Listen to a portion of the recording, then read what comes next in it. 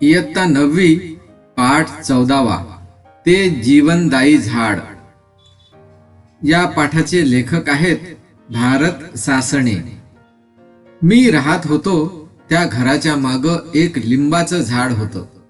लिंब म्हणजे कडुलिंब नव्हे, आपण खातो त्या लिंबाचं झाड.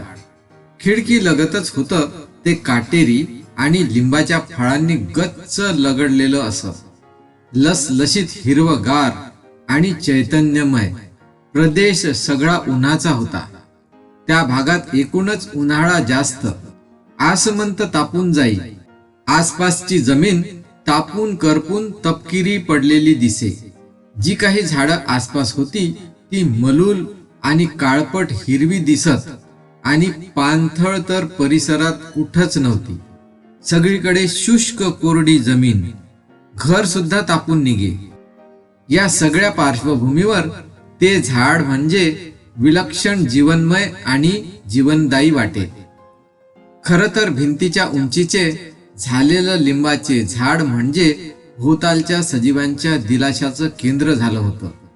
हे माझ्या लक्षात आलं. त्या झाडाखाली काळीभोर सावली असे. मोरीचं पाणी सगळं त्या झाडाला जाई. त्यामुळं जमिनीत नेमकी तिथंच ओल असे.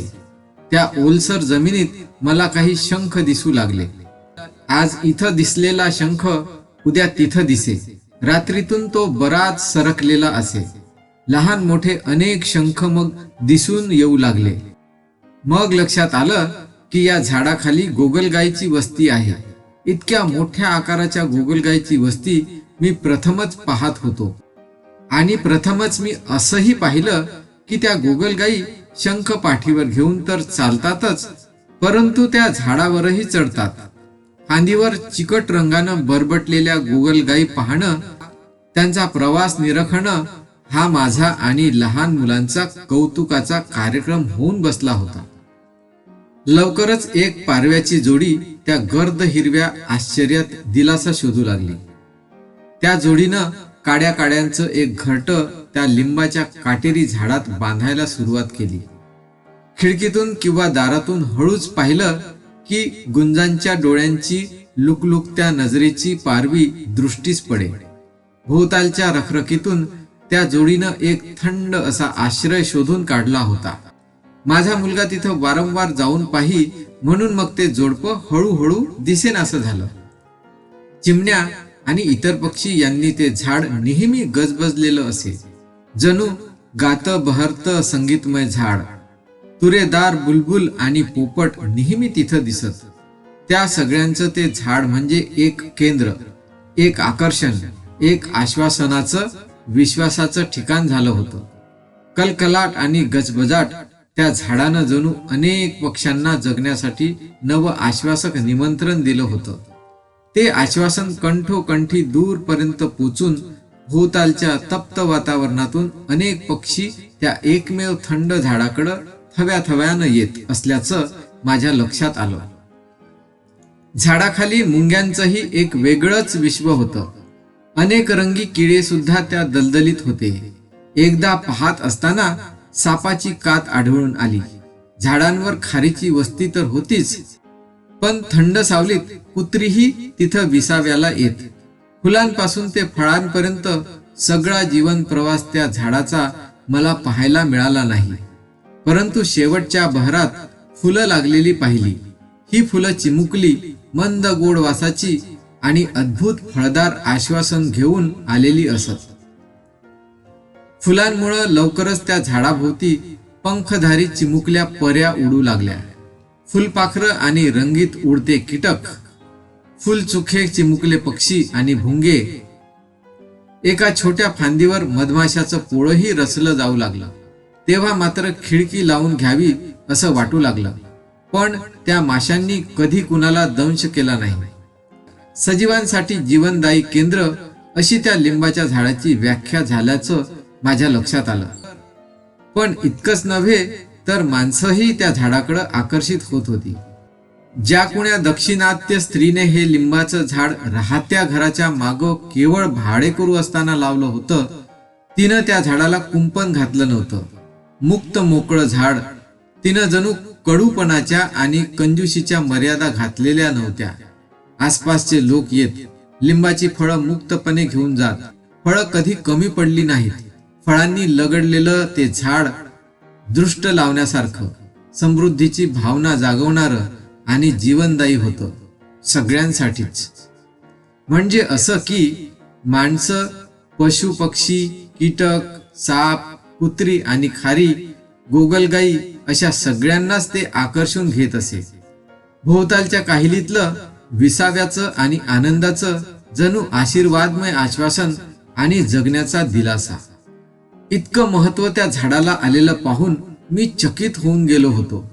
ज्या घराची हकीकत मी सांगतो आहे ती एक जोड इमारत होती, ट्विन ब्लॉक. शेजारी जे राहत होते त्यांच्या परसदारी चक्क पाण्याचा हापसा होता, म्हणजे भरपूर पाणी होते. मात्र अंगणात आणि परसदारात गवताची काडीही नव्हती.